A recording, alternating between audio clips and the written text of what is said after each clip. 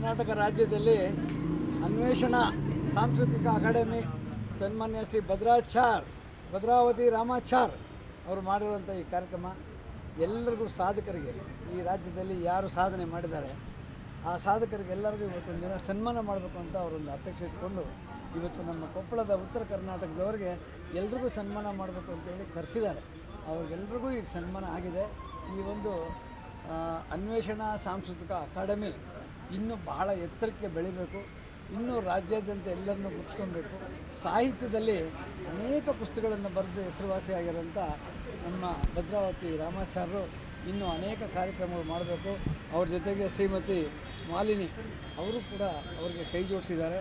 ಅವರು ಮಹಿಳೆಯರನ್ನೆಲ್ಲರನ್ನೂ ಗುರುತಿಸಲಿಕ್ಕೆ ಆಯಮ್ಮನೂ ಕಾರಣ ಆಗಿದ್ದಾರೆ. ಈ ಒಂದು ಕಾರ್ಯಕ್ರಮ ಯಶಸ್ವಿ ಆಗಿದೆ. ನೀವೆಲ್ಲ ಈಗಾಗಲೇ ನೋಡಿದ್ದೀರಿ. ಏನು ಸಾಹಿತ್ಯದಲ್ಲಿ ಭಾಳಷ್ಟು ದೊಡ್ಡ ಹೆಸರು ಮಾಡಿದ್ದಾರೆ. ಇನ್ನೂ ಹೆಸರು ಮಾಡಲಿ. ಪ್ರತಿಯೊಬ್ಬರು ಪುಸ್ತಕ ತಗೊಂಡು ಓದಬೇಕು.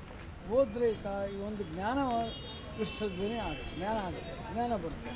ಆದ್ದರಿಂದ ಜ್ಞಾನಕ್ಕೋಸ್ಕರನೇ ನಾವು ಪುಸ್ತಕಗಳನ್ನ ಓದಬೇಕು ಅನ್ನೋ ಒಂದು ಭಾವನೆನ ಇಟ್ಕೊಂಡಿದ್ದೀವಿ. ಆದ್ದರಿಂದ ಪ್ರತಿಯೊಬ್ಬರು ಈ ಒಂದು ಪುಸ್ತಕಗಳನ್ನ ಕೊಂಡುಕೊಂಡು ಓದಬೇಕು. ಓದಿ ಇನ್ನೂ ಭಾಳಷ್ಟು ಬುದ್ಧಿವಂತರಾಗಬೇಕು ಅಂತ ಹೇಳಿ ಎರಡು ಮಾತುಗಳನ್ನು ಮಾತಾಡಲಿಕ್ಕೆ ನನಗೆ ಅವಕಾಶ ಮಾಡಿಕೊಟ್ಟಿದ್ದಾರೆ. ಭದ್ರಾವತಿ ರಾಮಾಚಾರಿ ಅಂತೇಳಿ ನಾನು ಇಡೀ ಕರ್ನಾಟಕದ ಎಲ್ಲ ಪತ್ರಿಕೆಗಳಲ್ಲಿ 1992ರಿಂದ 500 ಕಥೆಗಳನ್ನು ಬರೆದಿದ್ದೀನಿ. 500ಕ್ಕಿಂತ ಹೆಚ್ಚು ಲೇಖನಗಳು ಬರೆದಿದ್ದೀನಿ. 35 ಪುಸ್ತಕಗಳು ಬರೆದಿದ್ದೀನಿ. ಅದಕ್ಕೆ ಸುಮಾರು ಪುಸ್ತಕಗಳಿಗೆ ಪ್ರಶಸ್ತಿಗಳು ಬಂದಿದೆ. ಮತ್ತು ಚಲನಚಿತ್ರಗಳಲ್ಲಿ ಸಹಾಯಕ ನಿರ್ದೇಶಕ ಆಗಿ ಸಂಭಾಷಣೆಕಾರನಾಗಿ ಕೆಲಸ ಮಾಡಿದ್ದೀನಿ. ವಜ್ರೇಶ್ವರಿ ಕಂಬೈನ್ಸ್ ರಾಜ್ಕುಮಾರ್ ಬ್ಯಾನರಲ್ಲಿ ಮತ್ತು ನಾಗತಿಹಳ್ಳಿ ಚಂದ್ರಶೇಖರ್, ಕೋಳು ರಾಮಕೃಷ್ಣ ಅವರು ಮುಂತಾದ ನಿರ್ದೇಶಕರ ಹತ್ರ ನಾನು ಕೆಲಸ ಮಾಡಿದ್ದೀನಿ.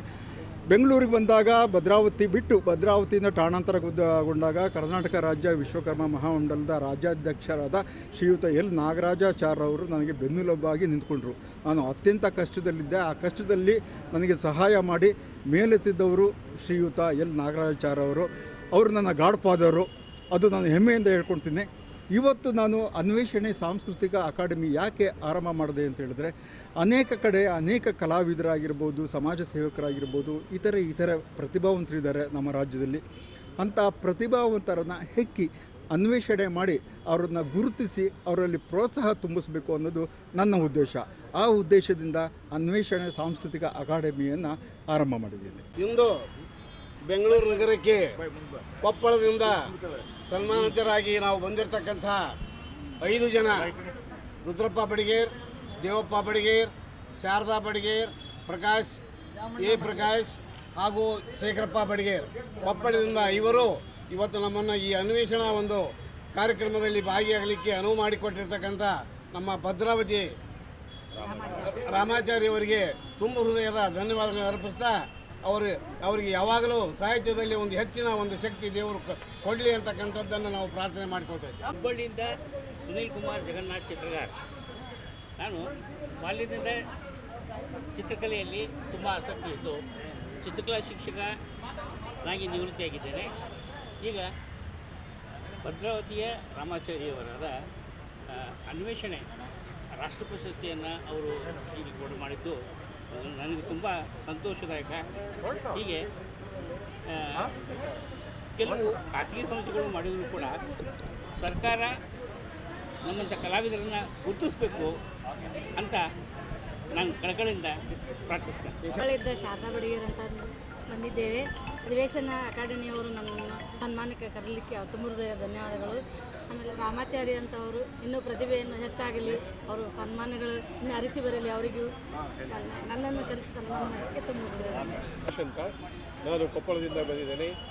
ನಮ್ಮ ಒಂದು ತಂಡ ಕೊಪ್ಪಳ ಜಿಲ್ಲೆಯಲ್ಲಿ ಒಂದು ಹೆಸರು ಪಡೆದಂಥ ಒಂದು ಕಾರ್ಯವನ್ನು ಮಾಡ್ತಾಯಿದೆ. ಸಮಾಜದ ಸಂಘಟನೆಯನ್ನು ಮಾಡ್ತಾ ಇದ್ದೇವೆ.